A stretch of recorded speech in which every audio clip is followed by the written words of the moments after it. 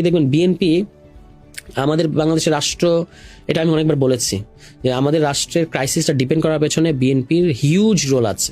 তারা 96 সালে একটা একতরফা নির্বাচন করেছিল। তারা 2006 সালে বিচারপতির বয়স ওই 2/3 যখন তাদের হাতে ছিল, তখন তারা বিচারপতির বয়স 65 থেকে 67 করার মাধ্যমে তত্ত্বাবধায়ক সরকার ব্যবস্থা নিজের পছন্দের লোক বসানোর মানে হীন চেষ্টার জায়গা থেকে এটা কাজটা করেছে এবং এটা লগি বৈঠা ডেকে এনেছে, এটা 111 এনেছে, এটা আওয়ামী লীগের এই 13 বছরের ফ্যাসিবাদকে ডেকে এনেছে। এবং এটার কারণে এটা বিএনপি করেছিল এই যে 2/3 বলে আপনি আপনার পছন্দের বিচারপতিকে তত্ত্বাবধায়ক সরকার ব্যবস্থার প্রধান দেখতে চান, এই কারণে আপনি অবসরে বয়স বাড়িয়ে দিচ্ছেন।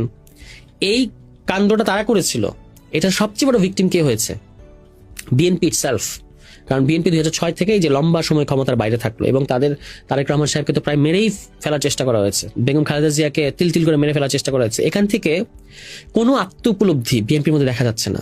2/3 পাওয়ার পর থেকে তারা একেবারে মানে আমি বলবো যে দে আর বিহেভিং লাইক মানে খুব কি বলবো একটা ডেমাগোগের মতো আচরণ করছে। এটা খুব অপ্রত্যাশিত যে যখনই আপনার কাছে 2/3 থাকে, এই 2/3টা যখন তখন ব্যবহার করলে এটা আপনার জন্য ক্ষতি। আওয়ামী লীগ যখন 2/3 বলে একটা খারাপ সিদ্ধান্ত নিচ্ছিল, এগুলো সবগুলো তাদের বিরুদ্ধে গেছে, তারা জনবিচ্ছিন্ন হয়েছে, তারা পুলিশ আমলা দিয়ে রাষ্ট্র পরিচালনা করতে চেয়েছে and eventually it made them weaker. এটা তাদেরকে আরো দুর্বল করেছে। এখন আপনি যদি আপনার কাছে 2/3 আছে, আপনি এটা শপথ নেওয়ার আগেই ব্যবহার করা শুরু করবেন, মানে 5টা বছর তো আপনি গেলেন না, শপথ নেওয়ার আগের থেকে আপনি 2/3 ব্যবহার করা শুরু করলেন এবং এইটা থেকে প্রমাণ হলো যে আপনি আসলে জনগণের চাওয়াটাকে মানতে চাচ্ছেন না। এখন এইটা কিভাবে এটার মাসুল আপনাকে চুকাতে হবে আমরা এখনো জানি না, বাট এগুলো সাধারণত বাংলাদেশে ভালো হয় না। সরকার যদি গণভোটের গণরায়কে বাতিল করতে চায়, সেক্ষেত্রে জনগণের করণীয় কি হতে পারে? সরকার গণভোটের গণরায় বাতিল করলে, এটা আমি এতক্ষণ যে আলোচনা করলাম, এটা খুব খারাপ হবে। কেন খারাপ হবে? অতীত থেকে উদাহরণ দিই।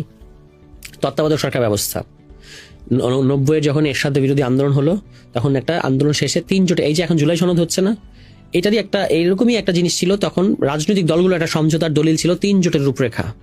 তো সেই 3 জোটের রূপরেখায় বলা ছিল যে আমরা নিরপেক্ষ সরকার অধীনে নির্বাচন করব এবং আপনি দেখেন এরশাদ যাওয়ার পরে একটা কিন্তু নিরপেক্ষ সরকার শাহাবুদ্দিন সাহেবের অধীনে নির্বাচন হয়েছে। তিনি ছিলেন বাংলাদেশের প্রথম তত্ত্বাবধায়ক সরকার প্রধান। তো তখন থেকেই তো 3 জোটের রূপরেখায় লেখা ছিল যে আমরা নিরপেক্ষ সরকারের অধীনে নির্বাচন করব। বিএনপি এসে ওইটাকে ভঙ্গ করলো, প্রতিশ্রুতিটাকে। তারা নিজেদের অধীনে নির্বাচন দিল 96 সালে, প্রথম যে ফেব্রুয়ারি নির্বাচনটা, এবং সেটাতে তারা একতরফাভাবে জিতেছে। বিরোধী দলগুলো আন্দোলন করেছে, আওয়ামী লীগ, জামায়াত ইসলাম, এই যে আওয়ামী লীগ এবং জামায়াত ইসলামের কিন্তু তখন থেকেই যোগাযোগ এবং সখ্যতা, তারা একসাথে আন্দোলন করেছে এবং আন্দোলন করে তত্ত্বাবধায়ক সরকার ব্যবস্থার দাবিতে আন্দোলন করেছে। আমলাতন্ত্র রাস্তায় নেমে এসছে, জনতার আদালত গঠিত হয়েছে। বিএনপি সরকার 2 মাস টিকতে পারে নাই প্রথমবার। 96 পরে আওয়ামী লীগ আবার ক্ষমতায় আসলো নিরপেক্ষ সরকার অধীনে, মানে তত্ত্বাবধায়ক সরকার, এবং সেটা করার জন্য বেগম খালেদা জিয়া ওই যে ফেব্রুয়ারি যে নির্বাচন, যেটাকে আওয়ামী লীগ সহ সবাই